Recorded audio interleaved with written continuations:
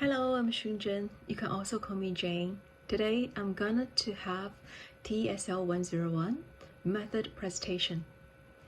As all of you have aware that introducing a new language to non-native speaker has never been easy. Being a teacher for a second language, there are many things should be considered. For example, the characteristics of learners, the social backgrounds of learners, the cultural backgrounds of learners. Teachers should choose the teaching method and materials which should fit better for learners. Today, our presentation is related to grammar translation method. I will introduce the definition of grammar translation method and its primary characteristics. Then I will compare the strength and weakness of grammar translation method. Next, I'll walk you through one sample activities by using grammar translation method before ramping up the whole presentation. If you do not have any questions, then let's move on to today's definition. Grammar translation method, the short name is GTM, refers to a type of classical method of teaching foreign languages, which is a teacher-centered method with memorizing vocabulary, grammar rules structure, translating exercise since the late 19th century. The objective of grammar translation method is to teach students how to read authentic texts that students need to go extensive exposure to English grammar rules and target vocabulary. Below are several characteristics of grammar translation method as a reference to you. Class uses students' native language to teach, so the teachers could understand and explain better to students for the new knowledge. Class by using GTM focusing on accuracy of grammar and vocabulary. Class has less or no attention on fluency of speaking. Then class gains the key focusing on reading proficiency with grammar analysis. The last characteristic of GTM is that class provides translating exercise between the target language and the native language. Now you understand the definition and the primary characteristics of GTM. I'm sure some of you also have the same experience by using GTM. Personally, I have started learning English through the GTM when I was little, which is quite beneficial for myself on those characteristics that I could understand totally in class by all the detail explained by my teacher.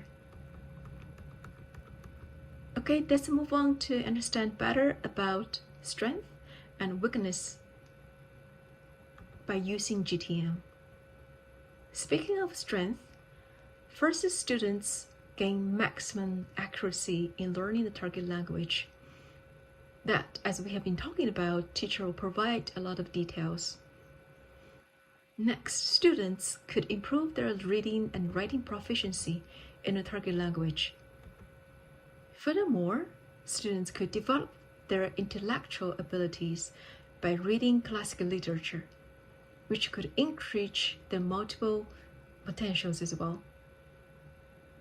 Then students need to memorize their vocabulary and the rules of granted informations, which are basic for their learning. Finally, teachers could know better if students understand or not in their own native language. Then students could understand better by the teacher provided a lot more details in their native language as well. Nevertheless, some disadvantages by using grammar translation method has been pointed out by some experts as well. Teachers is the center of the learning process by using GTM. So one weakness students interact with less or no at all with their classmates in class. Second, speaking and understanding are more important for learners of modern language than reading and writing. However, the grammar translation method focusing on reading and writing skills instead of the speaking. Next, students follow up the sample sentence structure that they're not allowed to set up their own sentence. Last weakness is that grammar translation method insists on accuracy, which is quite the opposite of today's focus, emphasizing on fluency. Now you know the strength and weakness of grammar translation method. You should know when you could pick up GTM as needed in teaching English. Okay, let me to share you one example by utilizing method as reference to you. That's talking about teaching students how to use adverbs in GTM. First, teacher start the lesson by reading the rules of adverbs. Here, give it one example as commonly used versus used in written English. Hold it tight versus she held the bag tightly. So here, tight versus tightly has been used in two different situations. Then the teacher translated a sample sentence in students' native language and discussed the sentence structure with grammar rules. Then students could memorize the rules and structures after understanding. Lastly, students could create their own sentence by using the grammar structures after they have just learned. For example, try to sing less loud. And the other written English is, he speak loudly. So this is the way to copy the original sample provided by teacher. Tight versus tightly, loud versus loudly. Okay, now you have learned the majority of knowledge about GTM, the definition, the key characteristic of GTM, and one sample sentence. In the end, GTM is regarded as classic. However, GTM is still widely used globally, especially in Asia. This method focuses on more translation, memorizing, and structured exercises. Yet it helps based on the students' learning style and needs.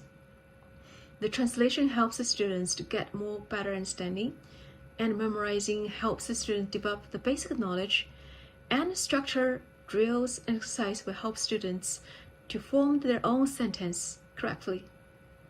Definitely, GTM could be very helpful in the very early stage of learning a new language.